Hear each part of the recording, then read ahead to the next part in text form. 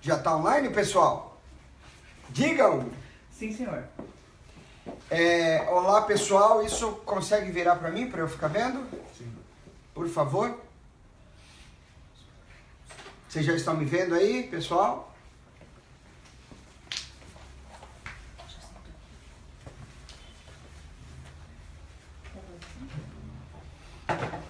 Eu já apareço aí, vamos lá.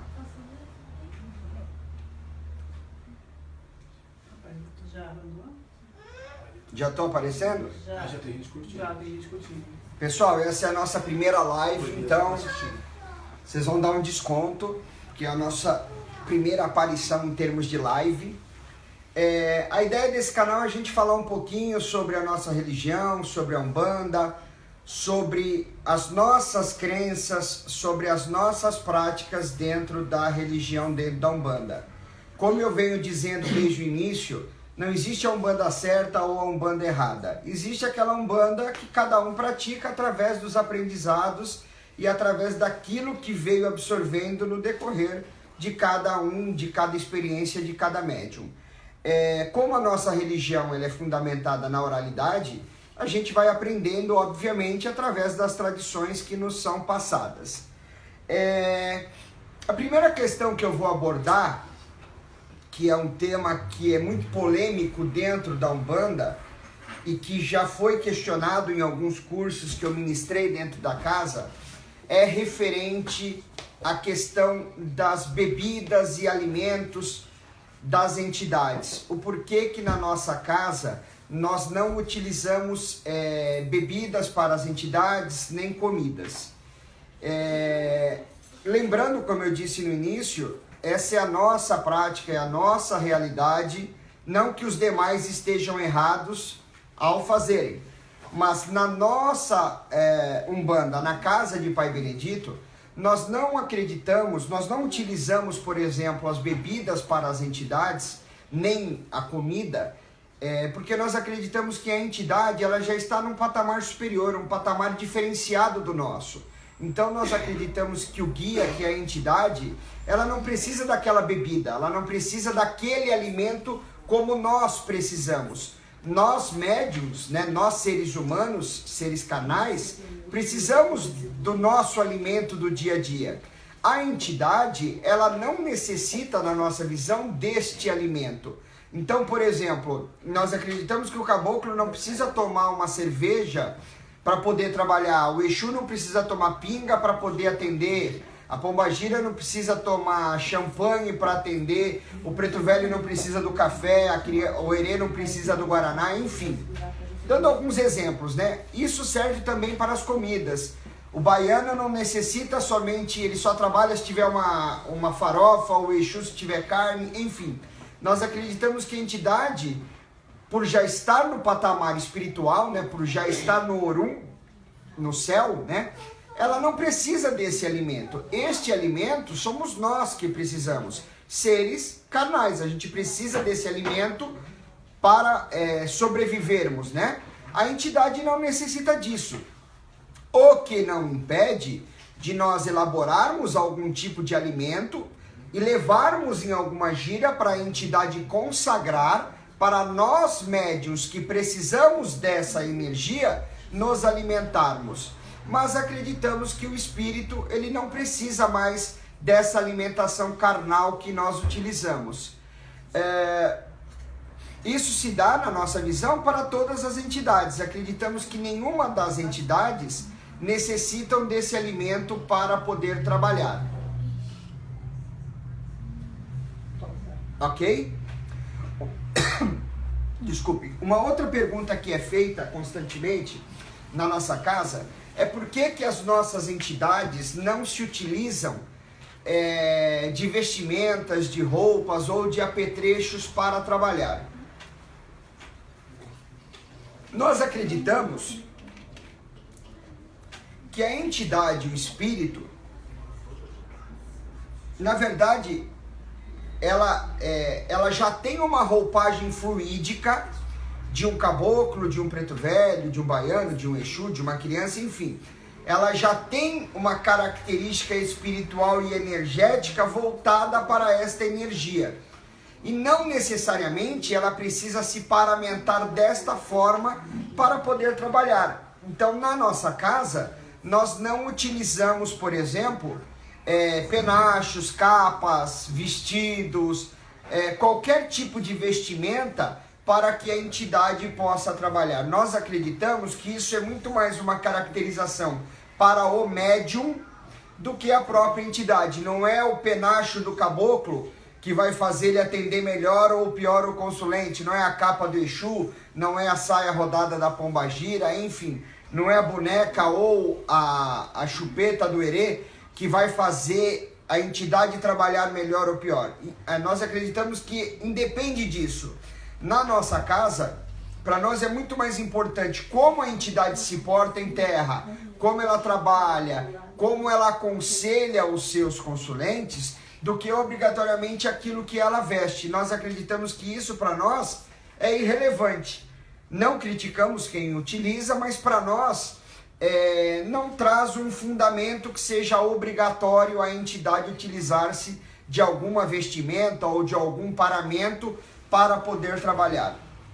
Eu particularmente acredito que esteja muito mais voltado à vaidade do médium, a uma necessidade do médium, talvez de se sentir mais seguro com essa vestimenta, do que propriamente dito a necessidade para qualquer tipo de atendimento. Isso serve para qualquer tipo de paramento ou qualquer tipo de apetrecho que a entidade utilize para trabalhar. Então, na nossa casa, o que nós veremos é a roupagem branca, que representa a vibração máxima de Oxalá. Por isso, nós sempre utilizaremos a roupa, as vestes brancas. Uma outra pergunta que nos é feita é por que no nosso terreiro, na nossa casa, nós não utilizamos do holocausto animal? Por que nós não utilizamos do sacrifício animal, do Edé Pupá, que é chamado o Edé vermelho, né, o sangue? Nós acreditamos na nossa raiz que nós temos outros elementos da natureza a qual nós podemos substituir. Ou seja, existem outros elementos da natureza, no reino mineral, vegetal, que a gente pode utilizar sem necessariamente precisar do sangue animal, do sacrifício animal. Então, vou dar alguns exemplos para vocês. A gente pode utilizar ervas, o sangue das ervas, né? O Edé mineral, o Edé, que nós chamamos o Edé Dudu, que é o Edé preto, o sangue preto, a gente pode utilizar através do sangue das ervas. Se a gente precisar de um Edé funfum, que é o Edé branco, por exemplo, a gente pode utilizar a saliva, que é um Edé funfum.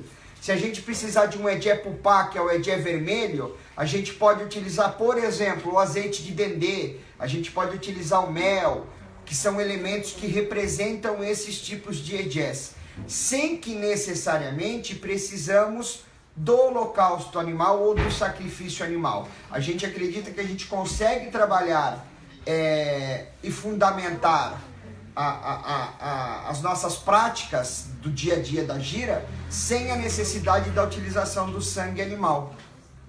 Novamente, não criticamos quem o faça, mas na nossa concepção, o Edé vegetal, o Edé mineral, enfim, que substituem esse sangue animal, ele tem a mesma potência vibracional do que a utilização do sangue animal. Para nós, então, a nossa utilização ela é muito mais vinculada ao sangue das ervas, como eu disse, ao sangue mineral e ao sangue vegetal, sem que seja necessário obrigatoriamente a questão do sangue ou do sacrifício animal. Acreditamos que tanto o poder do sangue das ervas como os demais que eu citei tenham a mesma valia e a mesma importância, tem o mesmo poder do que o sangue animal. Os meus filhos aqui, eles estão todos escondidos aqui atrás da câmera, eles já estão com algumas perguntas que o pessoal está fazendo, de algumas dúvidas que o pessoal tem. Então vamos lá, deixa eu ver a próxima pergunta. Vamos lá, desenvolvimento mediúnico, o que é? Antes da gente falar do desenvolvimento mediúnico, da prática desse desenvolvimento, é importante a gente lembrar que as faculdades mediúnicas todos os seres humanos trazem consigo. Todos os seres humanos são médiums, cada um com a sua modalidade, cada um com o seu momento e com a sua especificidade. O que é importante a gente entender? Todos nós somos médiums? Sim. Todos nós somos médiums de incorporação? Não. Todos nós precisamos incorporar dentro de um terreiro? Também não. Essas modalidades mediúnicas, cada um vai se desenvolver ao seu momento. Como eu disse num vídeo anterior que a gente colocou no canal Soldados de Umbanda. Existem médiums, né, que trazem o seu poder da mediunidade através de psicografia, outros da clarividência, outros do poder da cura através da imantação, da impostação das mãos, enfim. Cada um vai trazendo a sua predisposição conforme aquilo que a sua mediunidade traz. E existe sim a modalidade da incorporação. E esta modalidade... Parou? Não, continua. Não parou, pessoal. É que o povo vai fazendo sinal para mim atrás aqui. Eu tô achando que é para parar. Tem uma pergunta aqui. Só um minuto, deixa eu concluir essa e a gente já entra nessa. Então a questão da mediunidade, todos nós trazemos. A mediunidade, a modalidade da incorporação é um dos passos que se tem dentro de um terreiro. Dentro de um terreiro, quando a gente entra, quando a gente começa a trabalhar no terreiro, a gente tem uma série de tarefas e de funções que fazem parte deste desenvolvimento mediúnico. Então o desenvolvimento, ele é vinculado a uma série de fatores, aos cantos, ao atabaque, ao camboneamento, ao assessorar as entidades durante passes, trabalhos e consultas. E uma das tarefas que acontecem dentro de um terreiro é a incorporação. Muitos médiuns entram nos terreiros achando que vão incorporar, ou que precisam incorporar. E não necessariamente isso vai acontecer de forma rápida. Como eu disse, a incorporação é uma das modalidades da mediunidade. Então, outros formatos também se manifestam dentro de um terreiro e precisam passar por várias etapas. Então, é o camboneamento, é o aprendizado, é aprender a cantar, é aprender às vezes para quem tem o dom a tocar um atabaque, assessorar as entidades durante passes e consultas. E uma dessas modalidades se fará pela incorporação, mas que não é uma regra. Existem médios que passam pela Umbanda e não incorporam, passam um determinado tempo e não há incorporação, porque aquela modalidade de mediunidade não é, vamos dizer assim, o potencial daquele médium. Temos uma pergunta, mais uma. O Thiago Brito está perguntando qual é a raiz da casa. Ok. A Umbanda, Thiago, ela é uma colcha de retalhos. A maioria das Umbandas acabam puxando um pouquinho de cada vertente. Para a gente entender um pouquinho, a gente começa em 1908 com o pai Zélio Fernandino de Moraes, através do Caboclo das Sete Encruzilhadas. Ele vem e determina algumas premissas daquilo que ele queria dentro da Umbanda que ele estava fundando. Por exemplo, 3 premissas básicas: o não holocausto animal, as vestes brancas em homenagem ao Oxalá e a gratuidade nos trabalhos. A partir da década de 20 surge pai Benjamin Figueiredo, passando uma outra realidade com outras práticas da Umbanda, trazendo nomenclaturas em divisão de cargos, nomenclaturas próprias para os médiuns e para as entidades. E a partir da década de 30 surge pai Mata e Silva, WW da Mata e Silva, trazendo a raiz da Guiné ou a Umbanda esotérica. O que a Umbanda esotérica se diferencia das demais? A Umbanda esotérica, ela vai trabalhar muito voltada para a relação dos chakras, da lei de Pemba, que são sinais sagrados, grafias sagradas que nós riscamos, que aonde nesses pontos ou nessas grafias existe a abertura de portais energéticos para que as entidades possam trabalhar. Uma outra qualidade da Umbanda esotérica: o trabalho através das essências, dos yantras, que são os mudras. Para vocês entenderem, nós temos as saudações. Então, quando a gente faz uma saudação em Yorubá, juntado com um gestual, agregado a um gestual, a gente está falando de um yantra, que é o mantra, que é o que a gente verbaliza, e o mudra é aquilo que a gente gesticula. A junção dos dois transforma-se num yantra. E um outro ponto a ser destacado na Umbanda Esotérica é a utilização do oráculo de Fá, que não era utilizada por essas outras vertentes.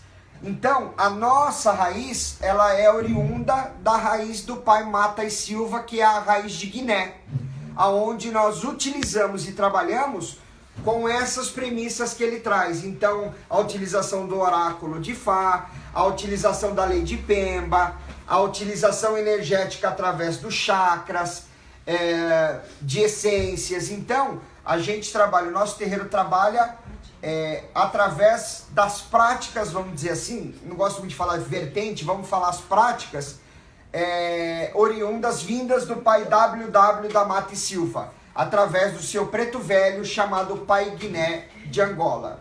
Ok? Espero ter sanado sua dúvida, Tiago. Um abraço. Mais uma pergunta? O Elias está perguntando se as entidades não consomem alimentos e bebidas, por qual motivo usam charuto, cigarro e pólvora? Vamos lá. Boa noite, Elias. Obrigado pela pergunta. O charuto e o cigarro, ele é produzido por uma mistura, vamos dizer assim, de ervas. Então, o charuto ele é utilizado com... Quando eu falo charuto, vamos mencionar todos aqueles apetrechos que as entidades usam que emanam fumaça. Então, por exemplo, o charuto, o cigarro, o cachimbo.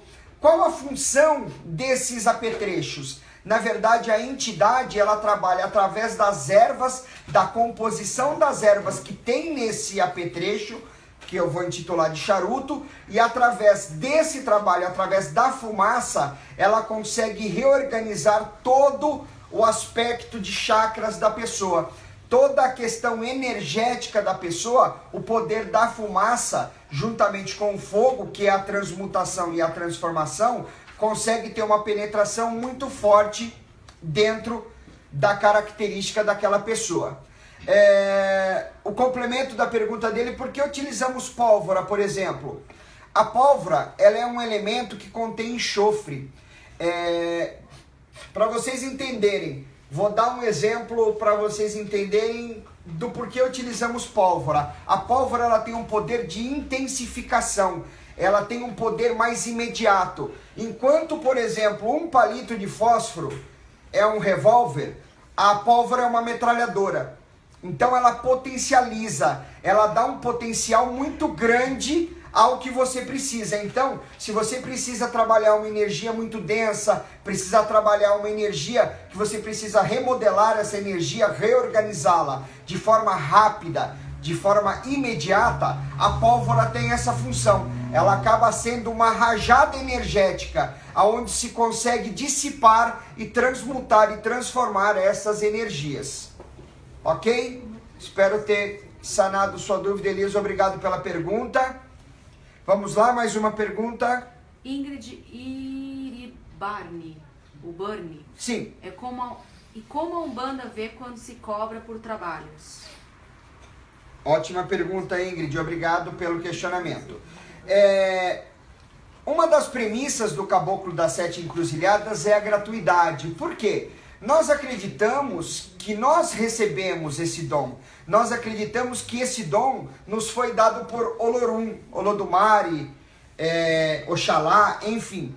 Nós acreditamos que este dom que nós trazemos, sem termos que esperar nada em troca, nós recebemos esse dom de graça para poder servir, para poder ajudar o nosso irmão terreno a ser um ser humano melhor. Assim como nós, dentro da Umbanda, temos que buscar a cada trabalho, a cada gira, a cada momento, nos tornarmos seres humanos melhores também. Então nós acreditamos que se esse dom nos foi dado de graça, não há o mínimo fundamento cobrarmos nada daquele irmão que vem em busca de um aconselhamento, de uma palavra amiga, enfim.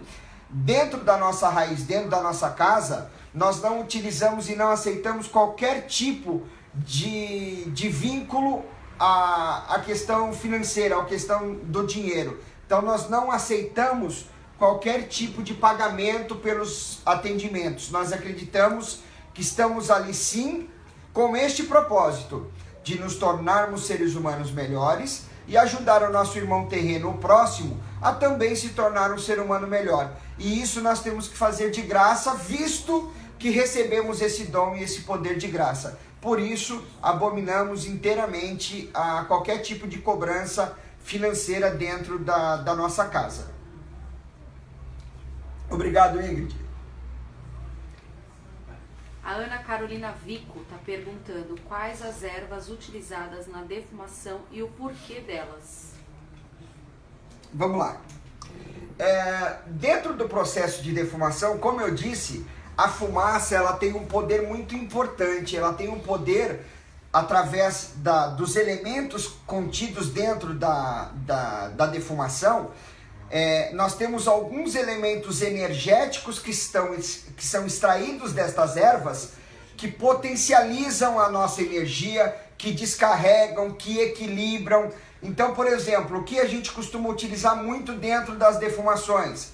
A gente pode utilizar arruda seca, guiné seco, benjoim, mirra em pedras. A gente pode utilizar casca de alho. Existem vários elementos que nós utilizamos que nos ajudam no processo abertura, vamos dizer assim, da chamada das entidades, que naquele momento ou o poder dessas ervas vão potencializar alguma energia na gente, ou vão neutralizar outras, ou vão intensificar uma outra, enfim. A defumação serve para nos prepararmos para o trabalho. É como se a gente, a partir da defumação, é como se a gente entendesse de forma efetiva que nós saímos do profano e estamos no sagrado. Então é como se fosse uma passagem. A partir da defumação, a gente esquece o profano, né? A gente esquece a realidade mundana e nos preparamos para o sagrado. Para, durante aquelas 4, 5, 6 horas que a gente está dentro do terreiro, que nós consigamos nos doar, nos dedicar ao próximo, esquecendo do que existe lá fora. Então a defumação, ela nos ajuda também a neutralizar essa energia, para que a gente consiga perceber que estamos dentro do sagrado e que precisamos, naquele momento, trabalhar o sagrado e esquecermos do profano, ou seja, da realidade mundana. Obrigado, Ana Carolina, pela pergunta. Temos mais alguma de imediato? Vamos ver, tem mais uma aqui. Espera só um minutinho. Uma pergunta importante. Utiliza-se o jogo de búzios na Umbanda? Esse é um tema polêmico. Muita gente vai querer brigar comigo. Mas eu vou explicar em cima daquilo que eu acredito como dirigente da Casa de Pai Benedito. Uma coisa a gente precisa entender, precisa ficar clara. No culto do candomblé, no culto africano, né, do candomblé, existe a manifestação dos orixás, e nós entendemos que os orixás são seres nunca encarnados no plano terrestre. A gente entende que os orixás são energias puras da natureza, são energias da natureza que se manifestam cada qual com uma especificidade, com uma característica própria. Então nós acreditamos que os orixás nunca foram seres encarnados. Então no candomblé, quando existe a manifestação do orixá, ele não fala. Então, para que seja feita perguntas e respostas, para que possa haver esta interação entre o Orum com o Aiê, é utilizado o jogo de búzios, ou o jogo de Fá, enfim, como quiserem chamar. Através deste oráculo, é possível esta intermediação do Orum, né, dos orixás, para o plano físico, para o Aie. Então o Babalaô, cabe ao Babalaô, através do seu conhecimento, abrir este portal através do oráculo. E através do oráculo e das jogadas, né, que são feitas através dos búzios ou dos cauris, como é chamado no dialeto africano, o pai de santo, o Babalaô, consegue obter as respostas das perguntas que são feitas a ele. Na Umbanda, nós também temos os orixás, que também não falam, que são energias puras da natureza, porém, nós entendemos os orixás como sendo os senhores da luz. E entendemos as entidades como sendo os emissários dessa luz. Então, na Umbanda, o orixá não fala, mas a entidade fala. A entidade é um espírito que passou por uma sucessão de encarnações, de vivências e de aprendizados, que hoje permite ela voltar à Terra para nos ajudar a sermos pessoas melhores. Então, na Umbanda, o orixá não fala assim como no Candomblé. Mas na Umbanda nós temos as entidades que falam em nome dos orixás, o que não existe no Candomblé, por isso utiliza-se o oráculo de Fá. Então, na minha concepção, na Umbanda não se utiliza o jogo de búzios para o atendimento aos consulentes. Para o atendimento aos consulentes, utiliza-se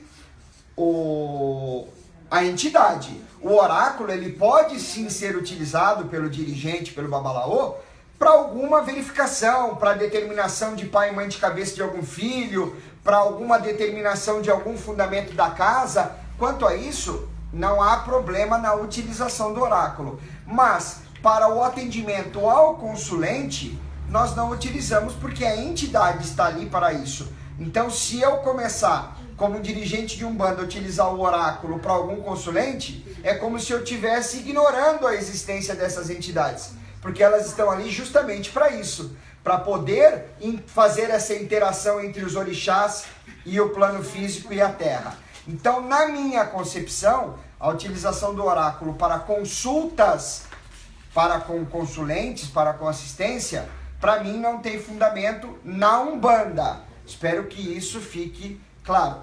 No Candomblé, óbvio que é necessário por conta desta interação que é preciso ter com os orixás. Ok? Mais uma pergunta. A Vânia está perguntando, na realidade é o Leandro que está perguntando, qual é a diferença entre Umbanda e Candomblé? Então, como eu acabei de mencionar, a Umbanda, ela crê nos orixás, são religiões distintas, né? Enquanto o Candomblé faz o culto ao orixá, e muitas nações do Candomblé acreditam que os orixás já foram seres encarnados, que estiveram no mundo físico e que hoje são divindades, né, da natureza, na Umbanda nós acreditamos que os orixás nunca foram seres encarnados. Então, a Umbanda, ela crê na reencarnação, ela crê na prática da mediunidade, da caridade, através da manifestação dos orixás e das entidades.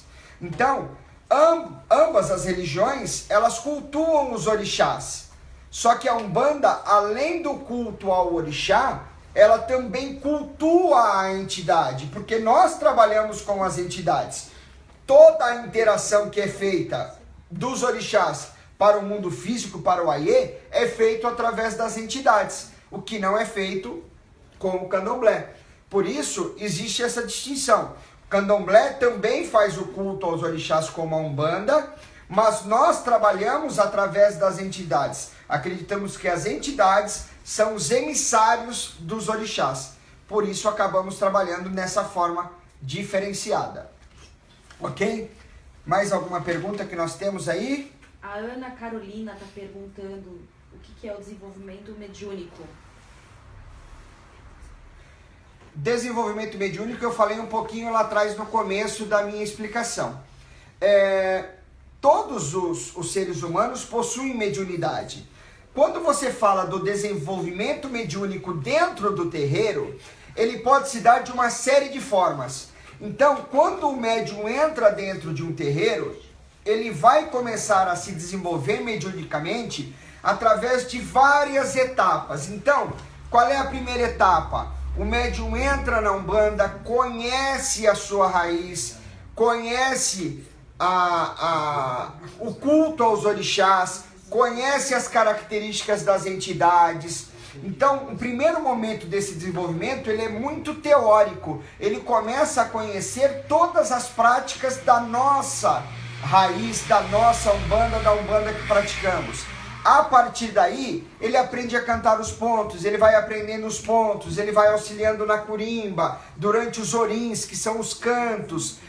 Então, ele começa gradativamente. A partir daí, ele se torna um assessor da entidade, um cambone, que nós chamamos, aonde ele vai ajudar nesta interação entre entidade e consulente. Ele será um tradutor, um assistente dessa entidade. Ele estará ali para fazer esta intermediação entre entidade e consulente.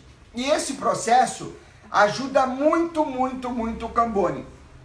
Eu digo que a arte de cambonear, eu digo que o camboneamento, ele é um doutorado, se a gente for equiparar a uma graduação acadêmica escolar. A gente, dentro da minha casa, eu entendo que o camboneamento, ele é um doutorado.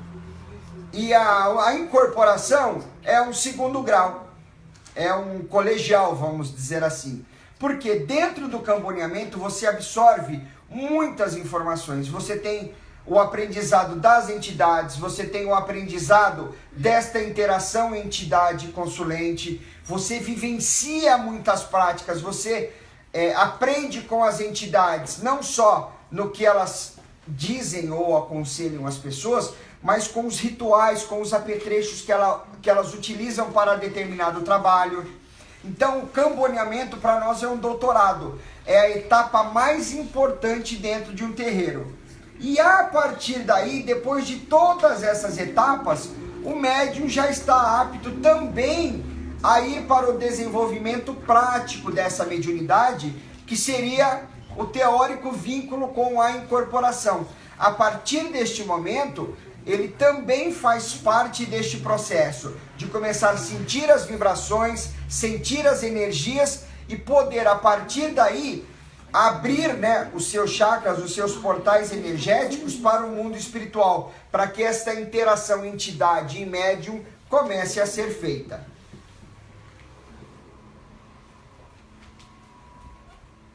Vamos lá, meus filhos, podem ir falando que eu tô... Mais uma pergunta. A Rita Mendes está perguntando: por que no seu terreiro Exu e Pombagira trabalham em gira aberta? Eles são do mal? Eles não são do mal? Ótima pergunta, Eles Rita. não são do mal. Sim, entendi. Esse é um mito que ainda existe dentro das religiões, por conta ainda da visão católica, por conta ainda do catolicismo, que nos séculos passados associavam a imagem de Exu ao diabo, ao demônio. Isso veio sendo perpetuado dentro da Umbanda. Na nossa concepção, na minha visão, na visão da casa de Pai Benedito, o Exu é uma entidade normal como todas as demais. Hélio, Aumere, são entidades com o mesmo grau evolutivo. Pensar de uma forma racional, se Exu é involuído, se Exu é o diabo, é o demônio, é o espírito do mal, como que eu vou dar a guarda da minha casa para uma entidade dessa, para um espírito desse? Como que eu vou dar a tronqueira da minha casa, a guarda da minha casa, para um espírito que não tem luz? Como que ele vai guardar se ele é involuído? Como que ele vai proteger alguém? Como ele vai ser um soldado de guarda da minha casa, da minha porteira, se ele não tem evolução? Então, isso veio desde a época do catolicismo e muitos irmãos acabaram entrando dentro desse balaio de informações, e alguns terreiros fecham a cortina do Congá, não pode misturar caboclo com Exu. Para nós, nada os diferencia. Eu vou dar um exemplo para vocês. Um caboclo, um preto velho, um Exu, são espíritos que vivenciaram, que tiveram vivências na Terra por várias encarnações. que lhe permitiram hoje voltar como uma entidade. Só que cada uma tem a sua qualidade, a sua especificidade, a sua característica própria. Vou dar um exemplo para vocês. Fazer uma analogia bem simples para vocês entenderem.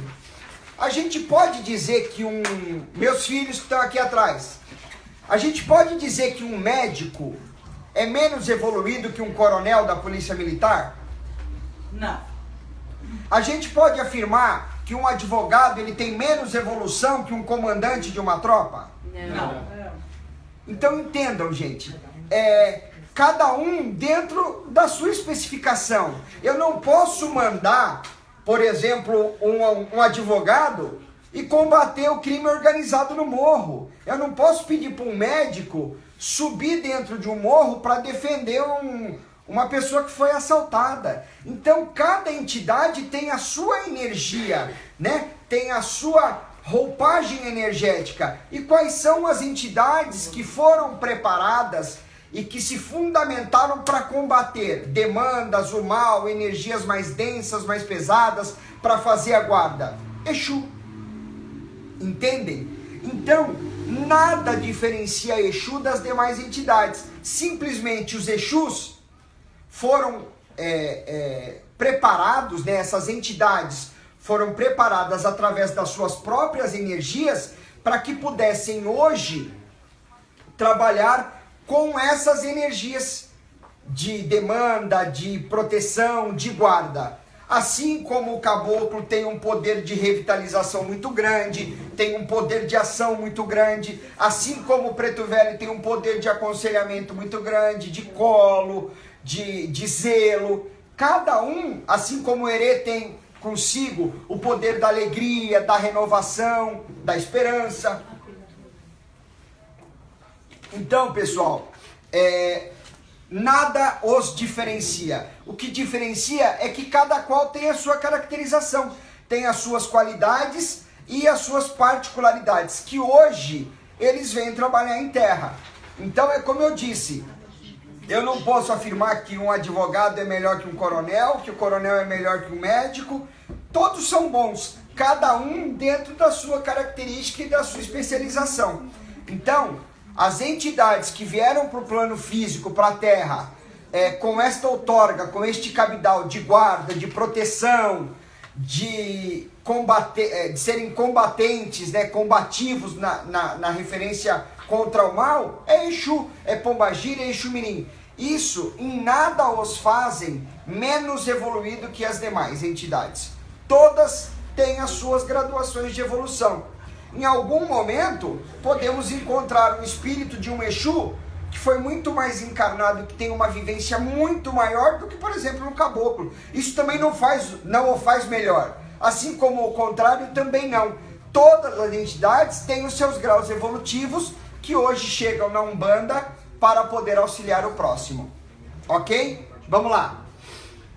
A Renata Palottini está perguntando qual a importância da tronqueira de Exu em seu terreiro e quais são seus fundamentos. Ok. Como eu acabei de mencionar, a tronqueira, na verdade, de um terreiro é a guarda. Vamos chamar como sendo a casa de força. A tronqueira é a casa de força de um terreiro. A gente tem que lembrar que Exu foi o primeiro que veio à Terra. Exu é o primeiro. O nome Exu, a palavra Exu em Yorubá significa esfera, significa o dinamismo, o movimento. Então Exu é aquele que vem primeiro. Por isso, nas entradas dos templos ou dos terreiros, dos ilês, existe a casa de Exu, a tronqueira, ou a casa de força, como é chamada, a casa de energia, enfim. E esta tronqueira, ela tem o poder de guarda, de proteção. É a tronqueira quem faz a triagem. Ô Kennedy, meu filho, achou uma toalha pro pai, por favor? A tronqueira, ela é quem é responsável por fazer a guarda de uma casa, a dar proteção, a fazer este filtro de quem chega, de quem sai, quem está permitido entrar, quem precisa de uma preparação energética antes de entrar. Então tudo isso, ela é feita já de uma forma prévia através da tronqueira.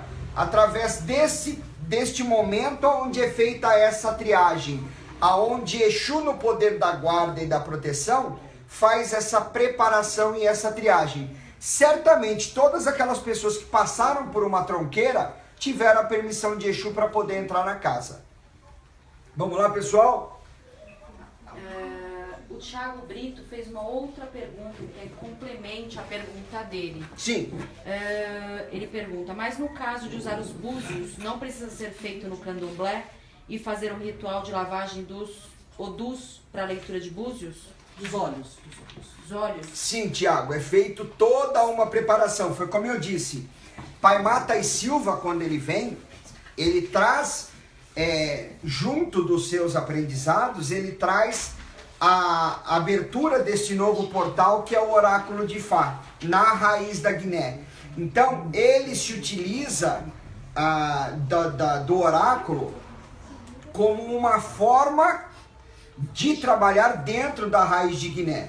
Depois dele, outros de seus discípulos, de seus filhos, também trouxeram essa prática. Por exemplo, o pai Rivas, Francisco Rivas Neto, é um babalorixá, um babalaú, que também traz, através da verificação do oráculo, também ele utiliza-se dessa prática para algumas fundamentações dentro da sua casa. Sim, quando você diz do preparo, sim, todos os babalaús, mesmo de Umbanda, que precisam ou que trabalham com este oráculo, precisam de uma preparação. Precisam ser preparados para poderem fazer a verificação através do oráculo. Não necessariamente vá ser feito obrigatoriamente com o Pai de Santo do Candomblé, por mais que essa prática seja oriunda do Candomblé. Pai Mata, por exemplo, não trazia um vínculo direto com o Candomblé logo do seu surgimento, e ele trouxe esse aprendizado da raiz. Mas sim, para poder utilizar o oráculo, quando eu falo oráculo, geralmente se utiliza o oráculo de 3 formas. Ou vai se utilizar através do opelé de Fá, que é tipo de uma corrente, de um colar com sementes, né? E através, são 4 sementes de cada lado, e conforme o babalaô joga esse opelé, conforme a caída, ele vai marcando através do Iorossum, um pó amarelo sagrado africano, ele vai marcando no Oponifá, que é o tabuleiro. Então, dependendo da caída do opelé, conforme essas sementes caem para cima ou para baixo, é um Odu que responde. E a partir desta resposta, ele vai marcando com um traço ou com 2 no Oponifá, nesse tabuleiro de madeira, e a partir daí ele tem uma resposta. Outra forma de se apurar também o oráculo é através dos iquins, que são os coquinhos de dendê, que alguns babalaôs utilizam. Coloca-se todos os iquins em uma mão, e aí ele vai fazendo movimentos, e conforme a queda de alguns iquins na outra mão, conforme vai caindo esses iquins, é um Odu que responde. Assim como através dos cauris do jogo, né, através do jogo de búzios. Também através da queda dos 16 búzios, tem gente que apura com 16, tem nação que apura com 20, tem nação que apura com 16 e também com 4. Então, através das caídas, vai se obtendo as respostas, vai sabendo qual Odu responde ou qual orixá que responde através desses Odus. Ok? Espero ter esclarecido. Se não esclareci, pergunta de novo. Vamos lá. A Gigi Bianchetti está perguntando, o que é um guia de frente? Existe alguma diferença desse guia para os outros? Obrigada. Boa noite, Gigi. Esse é um termo, guia de frente, é um termo que foi utilizado, que começou a ser utilizado através dos processos de coroação dos filhos, dos médiuns dentro da Umbanda. Existem algumas vertentes, vamos chamar assim, algumas práticas de Umbanda que acreditam que esta entidade de frente que nós chamamos, a primeira que se manifesta, é ela quem traz o orixá de coroa de um filho. Vou dar um exemplo. Existem alguns terreiros de Umbanda que, conforme ocorre o desenvolvimento mediúnico, esta entidade se manifesta. Vamos supor um caboclo 7 flechas. Ele é o primeiro que vem na coroa desse filho. E ele começa a se manifestar com frequência. E a partir destas manifestações ele diz: eu sou um caboclo 7 flechas de Oxóssi. E por conseguinte se entende que o filho dele, que aquele médium também é um filho de Oxóssi. Por isso chama-se o guia de frente, o que veio primeiro puxando esse desenvolvimento mediúnico.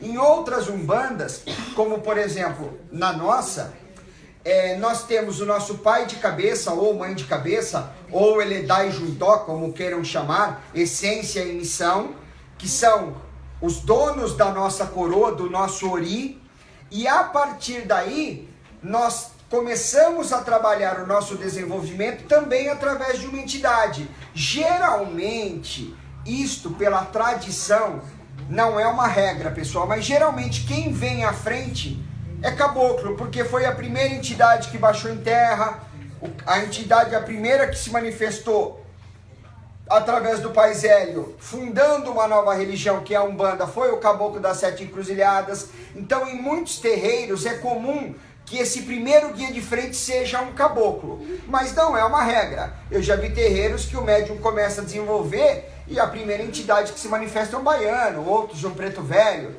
Esta entidade, a primeira que costuma vir, é o que nós chamamos de guia de frente. É aquele que vai cuidar do seu desenvolvimento, aquele que vai zelar pelo teu desenvolvimento e vai te preparar para que as outras entidades gradativamente se manifestem. Geralmente também, este guia de frente, ele tem algum vínculo com os teus orixás de coroa. Então, geralmente é uma entidade sua que virá primeiro, mas que tem um vínculo com o seu Eledai Juntó ou com o seu pai e mãe de cabeça. Ok? Se ficou alguma dúvida, pergunta de volta, Gigi. Um beijo. O Anderson Thiago Seiva está perguntando: a tronqueira é feita para Exu Orixá ou Exu Catiço? Boa pergunta, Anderson. Depende.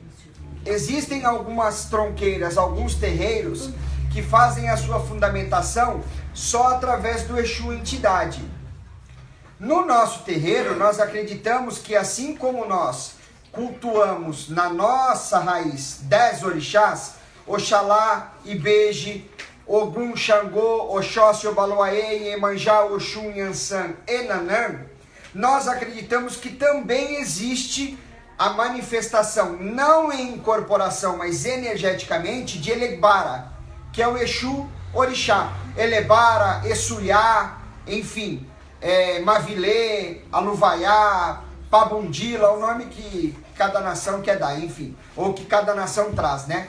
Então, na nossa tronqueira, nós cultuamos o Orixá Elebara, né? O Orixá Exu, Essuyá, e o Orixá Quessan, que seria a entidade, ou o catiço, ou o compadre, enfim.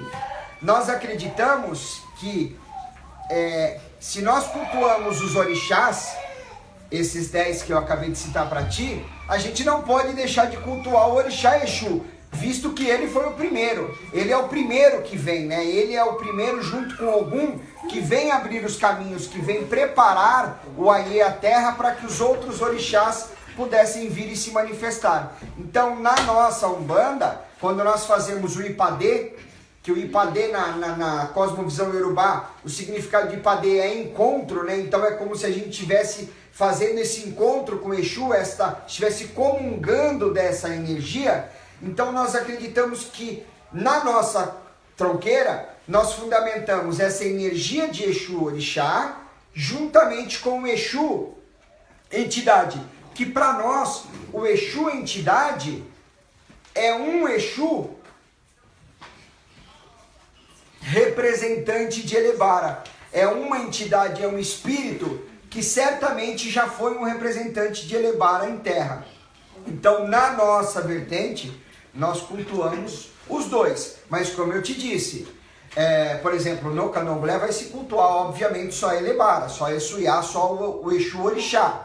E na Umbanda, existem Umbandas que cultuam somente o Exu entidade. Então, é o Exu daquele pai de santo ou daquela mãe de santo. Vamos supor que o pai trabalha, o babá trabalha com o seu marabô, seu capa preta. Aquela tronqueira dele vai ser fundamentada através dessas entidades, ou da pombagira, enfim. Então, podem existir as duas formas. Existem terreiros de candomblé que vão, aliás, 3 formas, né? Que vão cultuar só o orixá Exu. Existem umbandas que cultuam só a entidade, o catiço. E na nossa, como nós cultuamos os orixás, nós acreditamos que Exu é o pé dos orixás, eu faço essa mescla. Eu cultuo o orixá Exu, Elebara, ou Exuiá, e a entidade, o catiço, ou a Queçã, enfim. Ok? Espero ter sanado sua dúvida. Se não, pode perguntar de novo. Mais alguém? Vamos lá? A Isabel Trevini está perguntando. Em várias casas, uma gira é específica para uma entidade. Por exemplo, dia de caboclo, todos os médios só recebem caboclo. Por que na CPB um médium recebe várias entidades na mesma gira? Boa pergunta, pessoal. Não estranhe essa toalhinha na minha mão, é que a minha renite está atacada. Então está me coçando, mas eu vou dando um jeito nela. Muito boa pergunta, Isabel. O porquê que nós não fazemos essa distinção? Na nossa casa, desde a inauguração, nós começamos sim com 2 entidades, Caboclo e Preto Velho, que foram os pilares da Umbanda, foram as entidades que primeiro se manifestaram em Pai Zélio, Caboclo das 7 Encruzilhadas e Pai Antônio. Então nós acreditamos que são os pilares. Então nós temos uma gira de Caboclo, uma gira de Preto Velho. Neste intermédio eu agreguei a gira de Baiano também. Mas não impede que as demais entidades possam se manifestar. Pode ser um tema um pouco complexo, mas eu vou explicando, ok? Vamos supor que a gira de Caboclo, ok? Todos os caboclos são apadrinhados por Oxóssi. Todos os caboclos são apadrinhados por Oxóssi, assim como todos os pretos velhos são apadrinhados por Obaloaê, todos os erês são apadrinhados por Ibeje, todos os Exus, ou os da encruzilhada ou os das almas do cemitério, são apadrinhados ou por Ogum ou por Obaloaê. Então nós acreditamos que cada entidade já recebe um apadrinhamento da egrégora da linha. Então vamos supor que é uma gira de caboclo, ok. Os caboclos são apadrinhados por Oxóssi. Mas vamos lembrar que aquele caboclo tem uma essência, ele tem uma descendência. Vamos supor que durante aquela gira, vou dar um exemplo do meu caboclo e seu cachoeira. Ele é um caboclo de Oxum. O que a Oxum trabalha? A Oxum trabalha a autoestima, o amor próprio, trabalha dentro da pessoa as questões emotivas e emocionais, ok? Perfeito. Vamos supor que chegou um consulente na minha entidade, no seu cachoeira, com um problema de caminho amarrado, de caminho fechado, de caminhos atrapalhados e tudo mais. O seu cachoeira pode dar conta desse trabalho? Ele pode atender esse consulente? Até pode. Só que eu tenho uma entidade que trabalha comigo que é do Ogum. Vou dar um exemplo, o seu Giramundo, Exu Giramundo. É um Exu de Ogum, que trabalha no corte de demanda, na abertura de caminho, que trabalha na potencialização dos caminhos. Então, pensemos, se eu tenho uma entidade que é especialista naquele caminho, naquele problema, o porquê não dela se manifestar para atender? O que a gente não pode esquecer é que enquanto um caboclo está trabalhando, todas as entidades da nossa coroa estão ao redor. Então, qual a diferença do meu caboclo atender ou do meu Exu vir atender? Vou dar um exemplo prático. O meu caboclo pode atender esse consulente? Pode. Só que neste momento em que ele está atendendo e é um problema de demanda, um problema de caminho fechado, enfim, de alguma energia parada, o que o caboclo faz? Enquanto ele está atendendo esta pessoa, ele entrega esse problema ao Exu. Ele fala, ó, o Exu já está ao seu lado, não? Exu, isso é seu. O Exu energeticamente trabalha para aquela pessoa. Só que, Se eu já tenho um Exu que é um especialista nessa energia, o porquê não deixarmos ele trabalhar? Então, ou por exemplo, a pessoa vem com um problema de justiça, tá com um problema de justiça, tá com alguma ação